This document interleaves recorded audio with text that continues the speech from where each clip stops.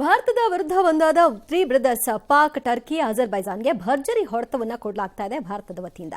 ಪಾಕ್ಗೆ ಸೇನಾ ನೆರವು ಮಾಡಿರುವ ಟರ್ಕಿ, ಅಜರ್ಬೈಜಾನ್ ವಿರುದ್ಧ ಭಾರತದಲ್ಲಿ ಬಹಿಷ್ಕಾರ ಅಭಿಯಾನ ಜೋರಾಗ್ತಿದೆ. ಪಾಕ್ ಪ್ರಾಡಕ್ಟ್ ಮಾರಾಟ ಮಾಡದಂತೆ ಫ್ಲಿಪ್ಕಾರ್ಟ್, ಅಮೆಜಾನ್ಗೆ ಭಾರತ ನೋಟಿಸ್ ಕೊಟ್ಟಿದೆ. ಈ ಕಾಮರ್ಸ್ ಸಂಸ್ಥೆಗಳಲ್ಲಿ ಪಾಕಿಸ್ತಾನದ ಸರಕುಗಳ ಮಾರಾಟವನ್ನು ತಕ್ಷಣವೇ ನಿಲ್ಲಿಸಬೇಕು ಅಂತ ಕೇಂದ್ರ ಗ್ರಾಹಕ ವ್ಯವಹಾರಗಳ ಸಚಿವ ಪ್ರಹ್ಲಾದ್ ಜೋಶಿ ಕಟ್ಟುನಿಟ್ಟಿನ ಸೂಚನೆ ಕೊಟ್ಟಿದ್ದಾರೆ. ಹಿಂದೆ ಕೂಡ ಕೊಟ್ಟಿದ್ರು, ಅದನ್ನು ಡೋಂಟ್ ಕೇರ್ ಮಾಡಿದ್ರು. ಹೀಗಾಗಿ ಮತ್ತೊಮ್ಮೆ ಕೊಟ್ಟಿದ್ದಾರೆ ವಾರ್ನಿಂಗ್. ಇನ್ನು ಟರ್ಕಿ ಉತ್ಪನ್ನಗಳಾದ ಟವೆಲ್, ಆಪಲ್, ಡ್ರೈ ಫ್ರೂಟ್ಸ್ಗಳ ಆಮದು ಸ್ಥಗಿತ ಆಗ್ತಾ ಇದೆ. ನಾಳೆ ಭಾರತದ ಪ್ರಮುಖ ವಾಣಿಜ್ಯೋದ್ಯಮಗಳಿಗೆ ಕಾನ್ಫರೆನ್ಸ್ ಅನ್ನ ನಡೆಸ್ತಾರೆ. ಎರಡು ದೇಶಗಳ ಜೊತೆ ಎಲ್ಲಾ ರೀತಿಯ ಸಂಬಂಧ ಕಡಿತಕ್ಕೆ ಸೋಷಿಯಲ್ ಮೀಡಿಯಾದಲ್ಲಿ ದೊಡ್ಡ ಮಟ್ಟದಲ್ಲಿ ಕೂಗು ಕೇಳಿ ಬರ್ತಾ ಇದೆ. ಈ ಹಿಂದೆ ಮಾಲ್ಡೀವ್ಸ್ಗೆ ನೀಡಿದ ಆರ್ಥಿಕ ಹೊಡೆತವನ್ನ ಪಾಕ್ ಮಿತ್ರರಿಗೆ ಕೊಡಬೇಕು ಅನ್ನೋ ಕೂಗು ಈಗ ಸದ್ಯ ವ್ಯಕ್ತವಾಗ್ತಿದೆ. ಈಗಾಗಲೇ ಟರ್ಕಿ ಪ್ರವಾಸಕ್ಕೆ ತೆರೆ ಬೀಳೋದು ನಿರ್ಧಾರ ಖಚಿತ ಅನ್ನೋ ರೀತಿ ಕಾಣಿಸ್ತಾ ಇದೆ. ಲಕ್ಷಾಂತರ ಮಂದಿ ಟ್ರಿಪ್ ಅನ್ನ ಕ್ಯಾನ್ಸಲ್ ಮಾಡಿಬಿಟ್ಟಿದ್ದಾರೆ. ಆದರೆ ಟರ್ಕಿ ಪ್ರವಾಸೋದ್ಯಮ ಇಲಾಖೆ ಮಾತ್ರ ಒಂದು ಹೇಳಿಕೆ ಬಿಡುಗಡೆ ಮಾಡಿದೆ. ಭಾರತ ಪಾಕ್ ನಡುವಿನ ಸಂಘರ್ಷದ ಬಗ್ಗೆ ನಮಗೆ ಗೊತ್ತೇ ಇಲ್ಲ, ಅದಕ್ಕೂ ಪ್ರವಾಸೋದ್ಯಮಕ್ಕೂ ಸಂಬಂಧ ಇಲ್ಲ, ಭಾರತೀಯ ಪ್ರವಾಸಿಗರು ಸುರಕ್ಷಿತವಾಗಿರ್ತೀರಿ ಬನ್ನಿ ಅಂತ ಮನವಿ ಮಾಡಿದ್ದಾರೆ. ಟರ್ಕಿಯಲ್ಲಿ ಸಿನಿಮಾ ಶೂಟಿಂಗ್ ಮಾಡದಂತೆ ನಿರ್ಮಾಪಕರಿಗೆ ಸಿನಿ ಎಂಪ್ಲಾಯೀಸ್ ಫೆಡರೇಷನ್ ಪತ್ರವನ್ನು ಬರೆದಿದೆ. ಇತ್ತ ಬೆಂಗಳೂರಿನ ಪ್ರಸ್ತಾವಿತ ಸುರಂಗ ರಸ್ತೆ ಯೋಜನೆಗೆ ವಿವರವಾದ ಯೋಜನೆ ವರದಿಯನ್ನ ಸಿದ್ಧಪಡಿಸಿರುವಂತಹ ಜವಾಬ್ದಾರಿಯನ್ನ ಟರ್ಕಿ ಮೂಲದ ಎಲ್ಟಿನೋಕ್ ಕನ್ಸಲ್ಟಿಕ್ ಎಂಜಿನಿಯರಿಂಗ್ ಸಂಸ್ಥೆಗೆ ವಹಿಸಲಾಗಿತ್ತು. ಇದನ್ನು ಕೈಬಿಡುವಂತೆ ಸಂಸದ ಪಿಸಿ ಮೋಹನ್ ಈಗ ಒತ್ತಾಯಿಸಿದ್ದಾರೆ. ಜೊತೆಗೆ ಟರ್ಕಿ ಕಂಪನಿ ಸೆಲೆಬಿ ಏವಿಯೇಷನ್ಸ್ ಏರ್ಪೋರ್ಟ್ ಸರ್ವಿಸ್ಗೆ ಈಗ ದೇಶದ ರಕ್ಷಣಾ ಹಿನ್ನೆಲೆಯಲ್ಲಿ ಕೇಂದ್ರ ಸರ್ಕಾರ ಅನುಮತಿಯನ್ನ ರದ್ದು ಮಾಡಿದೆ. ಈ ಒಂದು ಕಂಪನಿ ಏನಿದೆ ಮುಂಬೈ ವಿಮಾನ ನಿಲ್ದಾಣದಲ್ಲಿ ನೆಲದ ನಿರ್ವಹಣೆಯನ್ನ ಮಾಡುತ್ತೆ. ಪ್ರಯಾಣಿಕರಿಗೆ ಸಹಾಯ, ಸಾಮಾನನ್ನು ನೋಡಿಕೊಳ್ಳೋದು, ವಿಮಾನ ನಿರ್ವಹಣೆ ಈ ರೀತಿಯ ಕೆಲಸವನ್ನ ನೋಡಿಕೊಳ್ಳುತ್ತೆ. ಒಟ್ಟು ಸೆಲೆಬಿಸ್ ಏವಿಯೇಷನ್ಸ್ ದೇಶದ 9 ವಿಮಾನ ನಿಲ್ದಾಣಗಳಲ್ಲಿ ಭದ್ರತೆಯನ್ನ ನೋಡಿಕೊಳ್ಳುತ್ತೆ. 70% ಈ ಕಂಪನಿನೇ ನೋಡಿಕೊಳ್ಳುತ್ತೆ. ಸೆಲೆಬಿ ಅಂದ್ರೆ ಮ್ಯಾನ್ ಆಫ್ ಗಾಡ್ ಅಂತ ಮಾಡೋ ಕೆಲಸ ಏನು? ಈ ರೀತಿ ದ್ರೋಹ ಬಗ್ಗೆ ಕೆಲಸ. ಏನ್ರಪ್ಪ ನೀವು ಹೆಸರು ಹಂಗೆ ಇಟ್ಕೊಂಡ್ಬಿಟ್ಟು ಮಾಡುವಂಥದ್ದು ಹಿಂಗೆ. ಅವ್ರು ಹೇಳಿ ಕೇಳಿ, ನಮಗೆ ಗೊತ್ತೇ ಇಲ್ಲ ನಮ್ಮ ಟರ್ಕಿ ದೇಶ ಏನು ಮಾಡ್ತು ಅಂತ. ಪ್ರವಾಸೋದ್ಯಮಕ್ಕೆ ಅವು ಹಂಗೆ ಮಾಡ್ತಾವೆ ಅವೆಲ್ಲ. ಆಮೇಲೆ ಏನು ಅಂತಂದ್ರೆ, ನಾವಿಷ್ಟೆಲ್ಲ ಬೈಕಾಟ್ ಅಂತ ಹೇಳ್ತೀವಿ ದಿವ್ಯಾ. ಈಗ ಒಂದಿಷ್ಟು ಬಿಸಿ ಇರುತ್ತೆ. ಒಂದು ವಾರ ಆರಂಭ ಶೂರರು ನಾವೆಲ್ಲ ಇಲ್ಲ. ಮಾಲ್ಡೀವ್ಸ್ ಅಲ್ಲಿ ತೋರಿಸಿರ್ಲಿಲ್ವಾ? ಅದೇ ಒಂದು ವಾರ 2 ವಾರ 3 ವಾರ 1 ತಿಂಗಳು ನಡೆಯುತ್ತೆ. ಆಯ್ತು, ಫೈನಲ್ ಈಗ LACಯಲ್ಲಿ ಗಲ್ವನ್ ವ್ಯಾಲಿ ನಡೀತಲ್ವಾ? ಗಲ್ವನ್ ವ್ಯಾಲಿಯಲ್ಲಿ ಆಯ್ತು, ನಮ್ಮ 20 ಸೋಲ್ಜರ್ಸ್ಗಳು ಕೂಡ ಡೆತ್ ಆಗುವಂತ ಪರಿಸ್ಥಿತಿ ಆಯ್ತು, ಹುತಾತ್ಮರಾದ್ರು. ಅದಾದ್ಮೇಲೆ ಚೈನಾ ಬಾಯ್ಕಾಟ್ ಮಾಡ್ತೀವಿ ಅಂತ ಹೇಳಿದ್ರು. ಎಷ್ಟು ಜನ ನೀವು ಪ್ರಾಡಕ್ಟ್ ಅನ್ನ ಖರೀದಿ ಮಾಡುವಂತವ್ರು ಚೈನಾ ಮೇಡ್ ಅನ್ನುವಂಥದ್ದನ್ನ ನೋಡಿ ಖರೀದಿ ಮಾಡ್ತೀರಾ? ಬಟ್ ಅದು ಅಡಿಕ್ಷನ್ ಆಗ್ಬಿಟ್ಟಿತ್ತು. ಎಷ್ಟು ಜನ ನೋಡ್ತೀರಾ? ಕೆಲವುಗಡೆ ಲೇಬಲ್ ಇಲ್ದಿರ ಮಾರಾಟ ಕೂಡ ಆಲ್ಮೋಸ್ಟ್ ಎಲ್ಲದಕ್ಕೂ ಕೂಡ ಹಾಕಿರ್ತಾರೆ, ಎಲ್ಲದಕ್ಕೂ ಹಾಕಿರ್ತಾರೆ. ಎಷ್ಟು ಜನ ನೋಡ್ತೀರಾ ಅದನ್ನ ಬಾಯ್ಕಾಟ್ ಮಾಡುವಂಥದ್ದನ್ನ? ಯಾರು ಇಲ್ಲ. ಅವಾಗಷ್ಟೇ ಬೇಡಪ್ಪ ಈಗ ಹಂಗೆ ಅವ್ರು ಹಂಗೆ ಮಾಡಿದಾರೆ, ನಾವು ಹಿಂಗೆ ಒಂದು ಸ್ವಲ್ಪ ದಿನ ಆ ಬಿಸಿ ಇರುವವರೆಗೂ ಮಾತ್ರ. ತಣ್ಣಗಾದ್ಮೇಲೆ ಮುಗಿದೈತೆ, ಯಾರು ಕೇಳೋರಿಲ್ಲ, ಯಾರು ಹೇಳೋರಿಲ್ಲ. ಇದು ಕಂಟಿನ್ಯೂಸ್ ಆಗಿರೋದಾದ್ರೆ ದೇಶದ ಅಖಂಡತೆ ಒಂದು ಗಟ್ಟಿಯಾಗಿ ನಿಂತ್ಕೊಳ್ಳುತ್ತೆ. ಒಂದೇ ನಿರ್ಧಾರ ಆಗಬೇಕು. ತಗೊಳ್ಬಾರ್ದು ಅಂದ್ರೆ ತಗೊಳ್ಬಾರ್ದು, ಇಲ್ಲ ಅಂದ್ರೆ ಆ ಬಿಸಿ ಇದ್ದಾಗ ಮಾತ್ರ ಹೋಗ್ಲಿ ಬಿಡು, 1 ತಿಂಗಳಾದ್ಮೇಲೆ ತಣ್ಣಗಾಗತ್ತೆ ಅಂತ ಆ ದೇಶದವರು ಅನ್ಕೊಳ್ತಾರೆ. ಈಗ ಹಂಗೆ ಆಗಿರೋದು ಚೈನಾ ಕಥೆದು. ಇನ್ನು ಭಾರತ ಪಾಕಿಸ್ತಾನದ ಮಧ್ಯೆ ಕದನ ವಿರಾಮಕ್ಕೆ ಮಧ್ಯಸ್ಥಿಕೆ ವಹಿಸಿದ್ದೆ ನಾನು ಅಂತ ಬಿಲ್ಡಪ್ ಕೊಟ್ಟಿದ್ದ ಟ್ರಂಪ್ ಈಗ ವರಸೆಯನ್ನ ಬದಲಾಯಿಸಿದ್ದಾರೆ. ನಾನೇ ಇದನ್ನೆಲ್ಲ ಮಾಡಿದ್ದೀನಿ ಅಂತ ಹೇಳಲ್ಲ, ಆದರೆ ಸಹಾಯ ಮಾಡಿದ್ದೆ. ಈಗ ಬಂತ ಯುದ್ಧ ಬಿಟ್ಟು ಬಿಸ್ನೆಸ್ ಮಾಡಿ ಅಂತ ಹೇಳಿದ್ದೆ ಅಂತ ಕತಾರ್ ಏರ್ಬೇಸ್ನಲ್ಲಿ ಟ್ರಂಪ್ ಉಲ್ಟಾ ಹೊಡೆದಿದ್ದಾರೆ. ಇದರ ಬೆನ್ನಲ್ಲೇ ಟ್ರಂಪ್ ಡಬಲ್ ಗೇಮ್ ಬಹಿರಂಗವಾಗಿದೆ. ಭಾರತದಲ್ಲಿ ಹೂಡಿಕೆ ಮಾಡದಂತೆ ಆಪಲ್ ಸಿಇಒ ಟಿಮ್ ಕುಕ್ಗೆ ಟ್ರಂಪ್ ಒತ್ತಡ ಹೇರಿದ್ದಾರಂತೆ. ದೋಹಾದಲ್ಲಿ ನಡೆದ ಕಾರ್ಯಕ್ರಮದಲ್ಲಿ ಡೊನಾಲ್ಡ್ ಟ್ರಂಪ್ ಮಾತನಾಡಿ, ನೀವು ಭಾರತದಲ್ಲಿ $500 ಬಿಲಿಯನ್ ಹೂಡಿಕೆ ಮಾಡೋಕೆ ಮುಂದಾಗಿದ್ದೀರಿ ಅಂತ ತಿಳ್ಕೊಂಡೆ. ನೀವು ಭಾರತದಲ್ಲಿ ಹೂಡಿಕೆ ಮಾಡೋದು ಬೇಡ, ಭಾರತದವರು ಅವರ ದಾರಿ ಅವರು ನೋಡ್ಕೊಳ್ತಾರೆ, ನೀವು ಭಾರತದಲ್ಲಿ ಹೂಡಿಕೆ ಮಾಡಬೇಡಿ ಅಂತ ಟ್ರಂಪ್ ಹೇಳಿದ್ದಾರೆ. ಅಮೆರಿಕಕ್ಕೆ ಆಗ್ತಾ ಇರುವಂಥ ಸಮಸ್ಯೆ ಏನು ಅಂತಂದ್ರೆ, ಅರಗಿಸಿಕೊಳ್ಳೋಕ್ಕಾಗ್ತಾ ಇಲ್ಲ. ಭಾರತ ಯಾವಾಗಿದ್ರೂ ಕೂಡ ಕೇಳ್ಕೊಂಡಿರಬೇಕು ಹೊರತು ಕೊಡುವಂಗ ಆಗಬಾರದು ಅನ್ನುವಂಥ ಮನಸ್ಥಿತಿಯಲ್ಲಿರುವಂಥ ರಾಷ್ಟ್ರಗಳಿವೆ.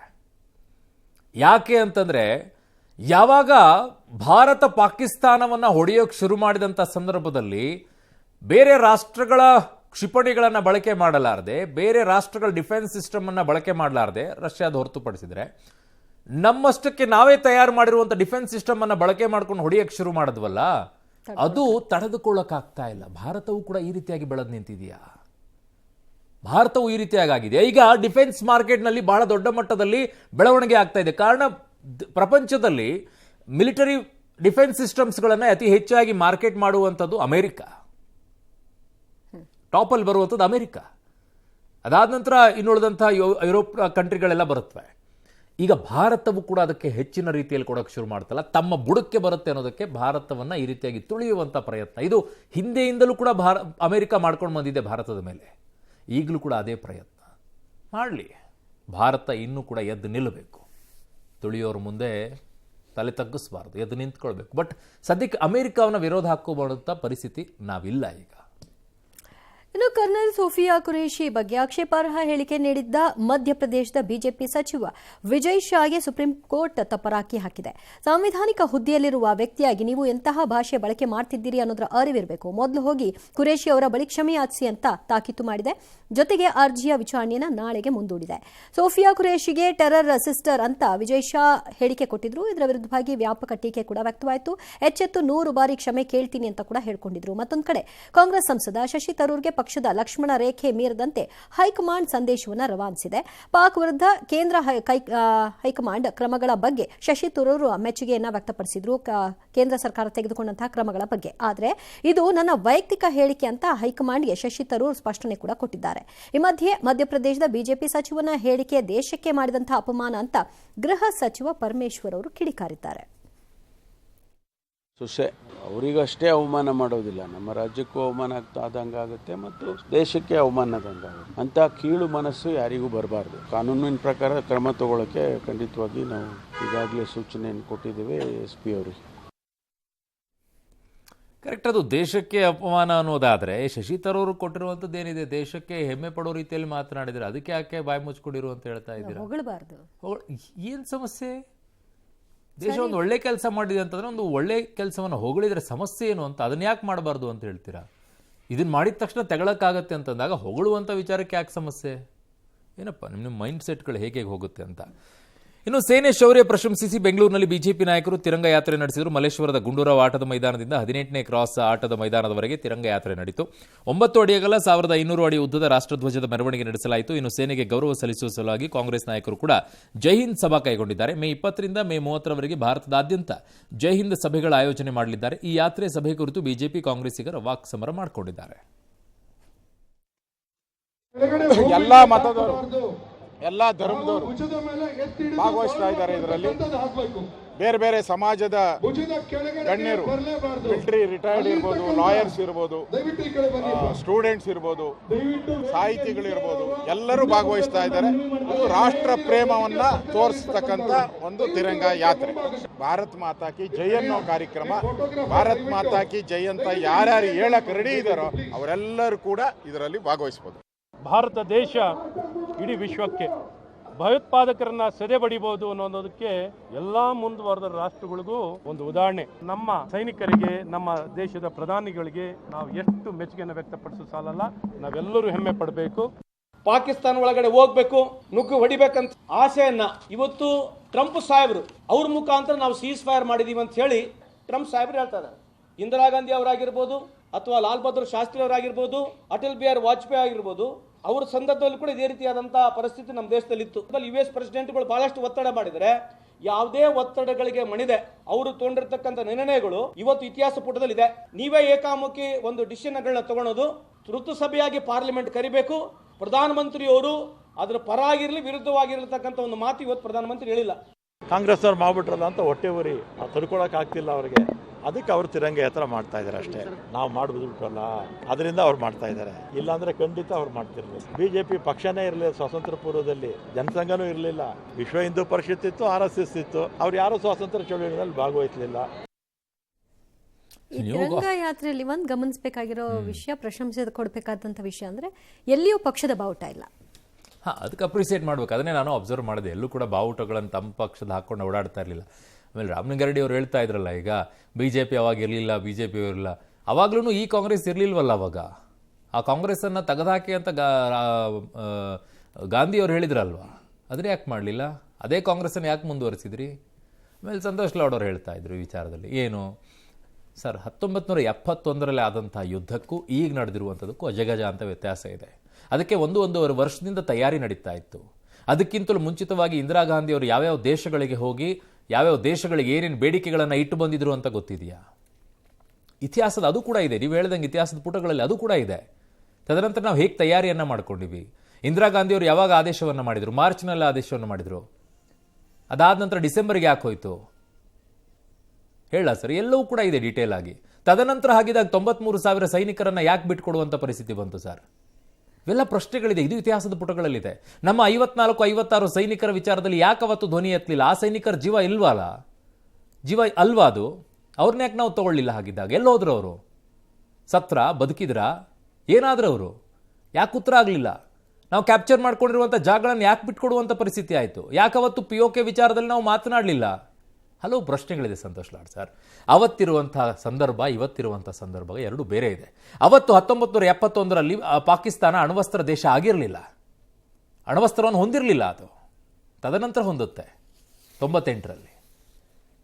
ಆವಾಗಿನ ಪರಿಸ್ಥಿತಿ ಈಗಿನ ಪರಿಸ್ಥಿತಿ ಬೇರೆ. Don't compare. ಆವಾಗಿನ ಇಂದಿರಾ ಗಾಂಧಿಯವರು ದಿಟ್ಟ ನಿರ್ಧಾರಗಳು ಬೇರೆ, ಇವತ್ತಿನ ದಿಟ್ಟ ನಿರ್ಧಾರಗಳು ಬೇರೆ. ನೆಹರು ಅವರದ್ದು ಬೇರೆ. ಎಲ್ಲರದ್ದು ಒಂದೊಂದು ವರ್ಷನ್ ಇದೆ. ಒಂದು ವಿರಾಮವನ್ನು ತಗೊಳ್ತೀವಿ. ಓಕೆ, ಇದೊಂದು ತಗೊಂಡ್ಬಿಡೋಣಲ್ವಾ?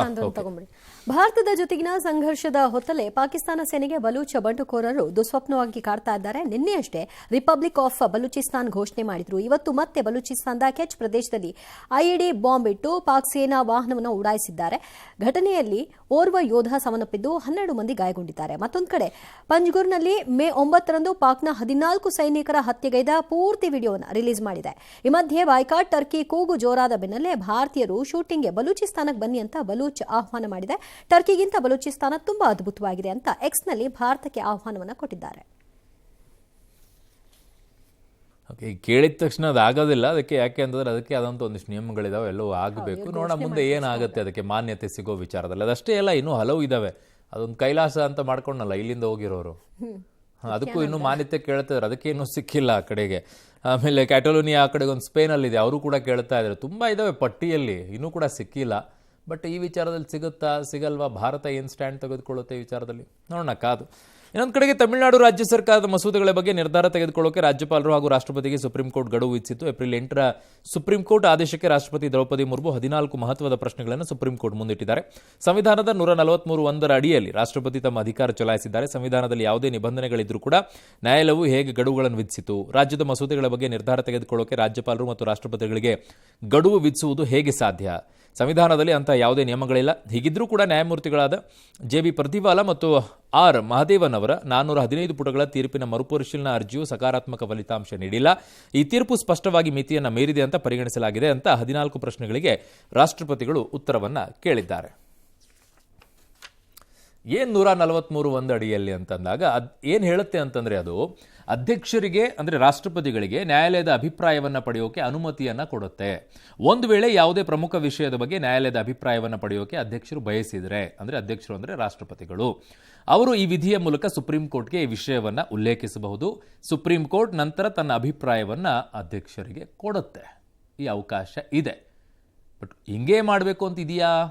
ಅದಿಲ್ಲ. ಅದನ್ನೇ ರಾಷ್ಟ್ರಪತಿಗಳು ಕೇಳಿದ್ದಾರೆ. ನೋಡೋಣ ಏನಾಗುತ್ತೆ ಅಂತ ಹೇಳಿ. ಕನ್ನಡ ಹಾಡು ಕೇಳಿದ್ದಕ್ಕೆ ಪಹಲ್ಗಾಮ್ ದಾಳಿಗೆ ಹೋಲಿಕೆ ಮಾಡಿದ್ದ ಗಾಯಕ ಸೋನು ನಿಗಮ್ಗೆ ರಾಜ್ಯ ಹೈಕೋರ್ಟ್ ರಿಲೀಫ್ ನೀಡಿದೆ. ಸೋನು ನಿಗಮ್ ವಿರುದ್ಧ ಬಲವಂತದ ಕ್ರಮ ಕೈಗೊಳ್ಳದಂತೆ ಹೈಕೋರ್ಟ್ ಸೂಚಿಸಿದೆ. ವಿಚಾರಣೆಗೆ ಹಾಜರಾಗೋಕೆ ಪೊಲೀಸರು 2 ಬಾರಿ ನೋಟಿಸ್ ಕೊಟ್ಟರು ಕೂಡ ಸೋನು ನಿಗಮ್ ವಿಚಾರಣೆಗೆ ಹಾಜರಾಗಿಲ್ಲ. ಬೆಂಗಳೂರಿನಲ್ಲಿ ವಿಚಾರಣೆಗೆ ಹಾಜರಾದರೆ ಸಮಸ್ಯೆ ಆಗಬಹುದು ಅಂತ ಸೋನು ನಿಗಮ್ ಪರ ವಕೀಲರು ಮನವಿಯನ್ನ ಮಾಡಿದ್ರು. ಹೀಗಾಗಿ ವಿಡಿಯೋ ಕಾನ್ಫರೆನ್ಸ್ ಮೂಲಕ ಸೋನು ನಿಗಮ್ ಹೇಳಿಕೆಯನ್ನು ದಾಖಲಿಸಲು ಹೈಕೋರ್ಟ್ ಸೂಚನೆಯನ್ನು ಕೊಟ್ಟಿದೆ. ಸೋನು ನಿಗಮ್ ನಿವಾಸಕ್ಕೆ ಒಂದು ವೇಳೆ ತನಿಖಾಧಿಕಾರಿ ಭೇಟಿ ಕೊಡೋದು ಅನಿವಾರ್ಯ ಏನಾದರೂ ಆದರೆ ತನಿಖಾಧಿಕಾರಿ ಬರುವಂತ ಸಂಪೂರ್ಣ ವೆಚ್ಚವನ್ನ ಸೋನು ನಿಗಮ್ ಅವರೇ ನೋಡಿಕೊಳ್ಳಬೇಕು ಅಂತಾನೂ ಕೂಡ ಕೋರ್ಟ್ ಹೇಳಿದೆ. ಅಲ್ಲದೆ ತನಿಖೆಯ ಅಂತಿಮ ವರದಿಯನ್ನ ವಿಚಾರಣಾ ನ್ಯಾಯಾಲಯಕ್ಕೆ ಸಲ್ಲಿಸಲು ಹೈಕೋರ್ಟ್ ತಡೆಯಾಜ್ಞೆಯನ್ನ ನೀಡಿದೆ. ರಾಜ್ಯದಲ್ಲಿ ವರುಣ ಅಬ್ಬರಿಸಿ ಬೊಬ್ಬೆರೆದಿದ್ದಾನೆ. ರಾಯಚೂರಿನ ಮಸ್ಕಿಯಲ್ಲಿ ಸುರಿದ ಜೋರು ಮಳೆಗೆ ಪಟ್ಟಣದ ಅಂಚೆ ಕಚೇರಿ ಜಲಾವೃತವಾಗಿದೆ. ಕಲಬುರಗಿ ಜಿಲ್ಲೆಯಾದ್ಯಂತ ನಿನ್ನೆ ರಾತ್ರಿ ಬಿರುಗಾಳಿ ಸಹಿತ ಮಳೆಯಾಗಿದ್ದು ನಂದೂರ ಗ್ರಾಮದಲ್ಲಿ ಬಾಳೆ ಬೆಳೆ ನಾಶವಾಗಿದೆ. ಬಳ್ಳಾರಿಯಲ್ಲಿ ಸುರಿದ ಭಾರೀ ಮಳೆಗೆ ತಾಲೂಕಿನ ಯಶವಂತನಗರ ರೈಲ್ವೆ ಅಂಡರ್ ಪಾಸ್ನಲ್ಲಿ ಜಲಾವೃತವಾಗಿದೆ. ಅತ್ತ ಗಡಿ ಜಿಲ್ಲೆ ಬೀದರ್ನಲ್ಲೂ ಮಳೆಯಿಂದಾಗಿ ಜಿಲ್ಲಾ ರಂಗಮಂದಿರ ಬಹುತೇಕ ಜಲಾವೃತಗೊಂಡಿತ್ತು. ಹಾವೇರಿಯ ಕಮಲಾಪುರ ಗ್ರಾಮದಲ್ಲಿ ಸಿಡಿಲು ಬಡಿದು 22 ಕುರಿಗಳು ಸಾವನ್ನಪ್ಪಿವೆ. ಮಂಗಳೂರಿನಲ್ಲೂ ಕೂಡ ಮಳೆಯ ಸಿಂಚನವಾಗಿದೆ.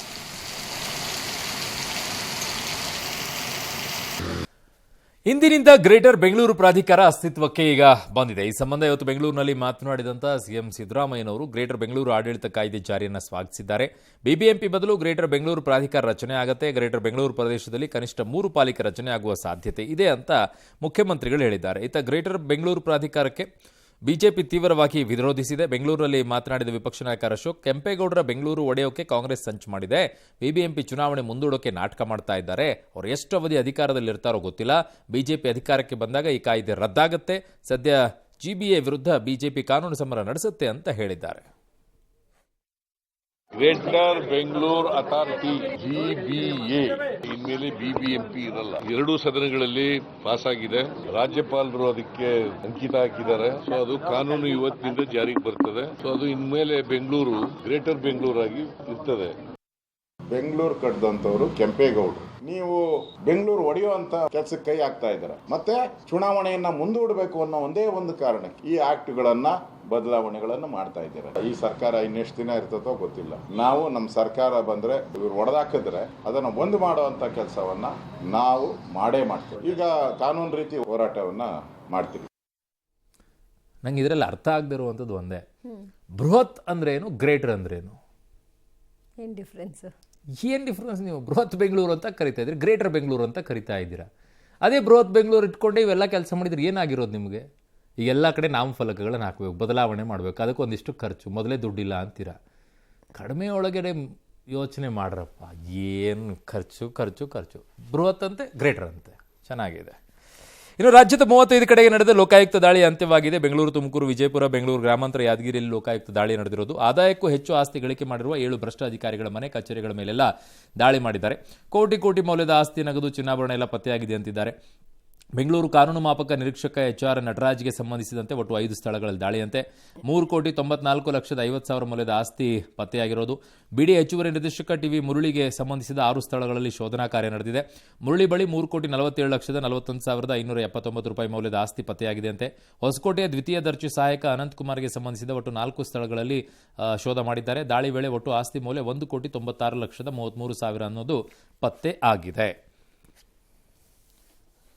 ಆದರೆ ಇಲ್ಲಿಯವರೆಗೂ ಕೂಡ ಲೋಕಾಯುಕ್ತರು ಉತ್ತರನೇ ಕೊಡ್ತಾ ಇಲ್ಲ. ಇಲ್ಲಿಯವರೆಗೂ ನೀವು ಮಾಡಿರುವಂಥ ದಾಳಿಗಳಲ್ಲಿ ಎಷ್ಟು ಆಸ್ತಿಗಳನ್ನು ನೀವು ಅದು ಅಕ್ರಮ ಅನ್ನೋದನ್ನು ಸಾಬೀತು ಮಾಡಿದ್ದೀರಾ? ಈ ಥರ ಬರೀ ದಾಳಿ ಮಾಡ್ಕೊಂಡು ಹೋಗ್ತಾ ಇದ್ರಿ, ಏನು ಪ್ರಯೋಜನ? ಒಂದು ಲಿಸ್ಟ್ ಆದರೂ ಕೊಡ್ರಪ್ಪ, ಇಲ್ಲಿವರೆಗೂ ನಾವು ಮಾಡಿದ್ದು ಇಷ್ಟು ದಾಳಿಗಳು, ಇದರಲ್ಲಿ ಇಷ್ಟು ಅಕ್ರಮ ಅಂತ ಪ್ರೂವ್ ಮಾಡಿದ್ದೀವಿ, ಇಷ್ಟು ಅಧಿಕಾರಿಗಳನ್ನು ಒಳಗಾಕಿದ್ದೀವಿ, ಇಷ್ಟು ಅಧಿಕಾರಿಗಳನ್ನು ಕೆಲಸದಿಂದ ತೆಗೆಯೋ ರೀತಿಯಲ್ಲಿ ಮಾಡಿದ್ದೀವಿ ಅಂತ ಹೇಳಿ ಒಂದಾದ್ರೂ ಒಂದು ಭರವಸೆ, ನಂಬಿಕೆ, ವಿಶ್ವಾಸ ಆದರೂ ಬರುತ್ತೆ.